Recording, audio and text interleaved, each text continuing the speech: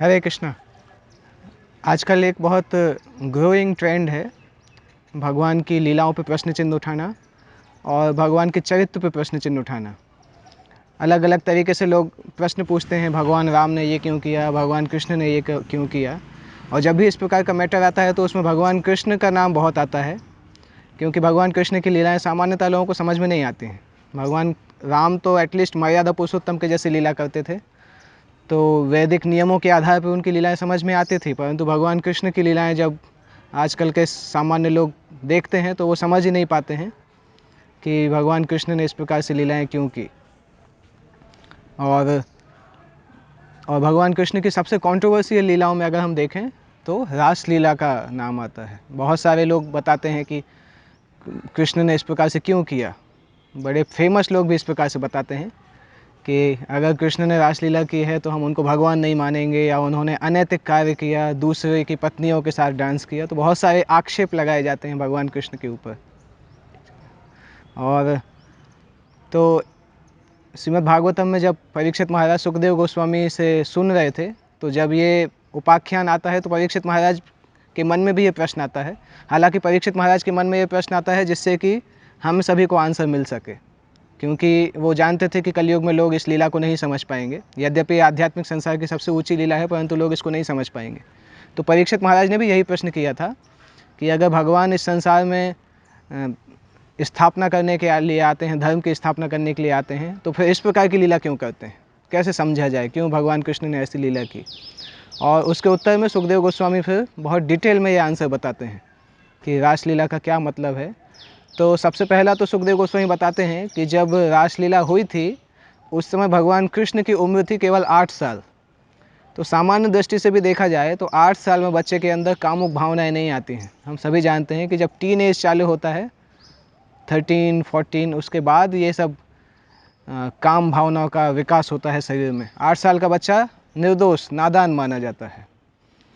तो वो सबसे पहला देखा जाता है, क्योंकि भगवान ने 7 साल की उम्र में तो गोवर्धन पर्वत उठाया था। उसके बाद 1 साल बाद जब कार्तिक आया था तब रासलीला का आयोजन हुआ था।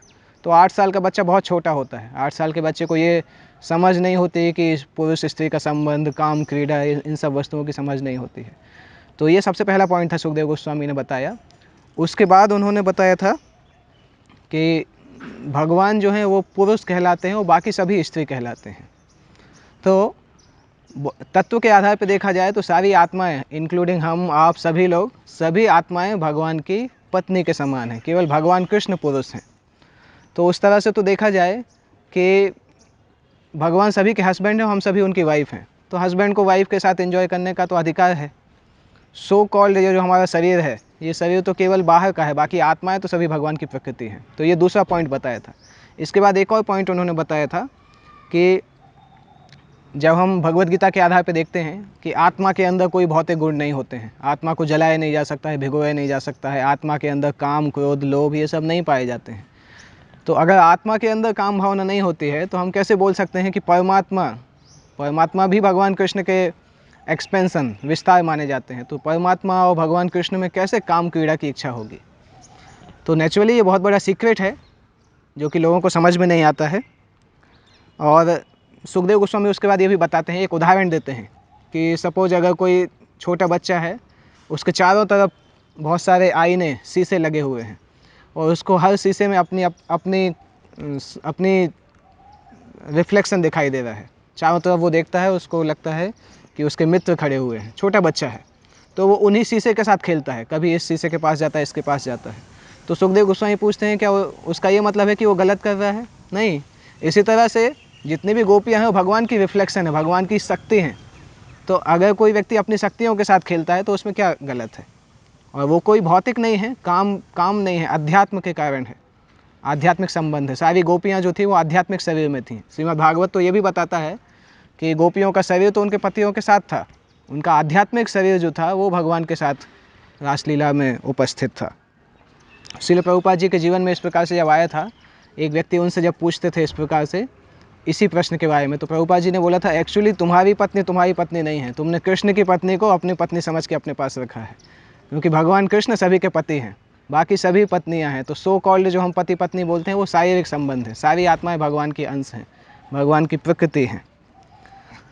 और इस तरह से हम देख सकते हैं कि अगर हम भगवान की किसी भी लीला को समझें, सबसे पहले हमें समझना होगा तत्व के आधार पे, फिलॉसफी के आधार पे, भगवद गीता और भागवतम से कि भगवान कौन है। सामान्यतः जब हम भगवान कृष्ण को सामान्य मनुष्य समझते हैं तो लोगों को इस प्रकार से डाउट होता है। इसलिए सुखदेव गोस्वामी एक और पॉइंट बताते हैं, एक श्लोक बताते हैं, तेजी यसाम न दोषाय। वो बताते हैं कि जिस प्रकार से सूर्य अगर कभी यूरिन को भी अगर अपनी किरणों से खींचता है तो वो अशुद्ध नहीं होता है, इसी तरह से भगवान शिव, भगवान विष्णु, भगवान कृष्ण, भगवान रामचंद्र की लीलाओं में कभी भी दोष नहीं हो सकता है। हमें समझना चाहिए वो वस्तु। जैसे कुछ लोग भगवान शिव की लीलाओं को कॉपी करते हैं, बोलते हैं कि हमें तो चरस अफीम गांजा लेना चाहिए क्योंकि शंकर जी लेते थे। तो शंकर जी चरस अफीम नहीं लेते थे, वो कालकूट विष लेते थे। अगर उनके फॉलोअर्स हैं तो कालकूट विष लेना चाहिए, फिर अगली बार हम कुछ भी लेने लायक नहीं बचेंगे। तो इसी तरह से जो बहुत महान व्यक्ति हैं उनकी हर चीज़ों को हम कॉपी नहीं कर सकते हैं। इसी तरह से भगवान कृष्ण की इस लीला में भी हम समझ सकते हैं कि इस लीला का उद्देश्य था ये बताना कि भगवान पूर्ण पुरुष हैं और सभी उनकी प्रकृति हैं। और सबसे पहला मिसकंसेप्शन हमें दूर करना होगा कि ये शारीरिक स्तर की लीला नहीं है, ये आत्मा और भगवान के बीच का संबंध है। और आत्मा और भगवान के बीच के संबंध में काम क्रीड़ा नहीं होती है, प्रेम होता है। काम एक अलग वस्तु है, प्रेम एक अलग वस्तु है। इसका अंतर हमें समझना होगा, तब हम इस लीला को ठीक तरीके से समझ पाएंगे। हरे कृष्ण।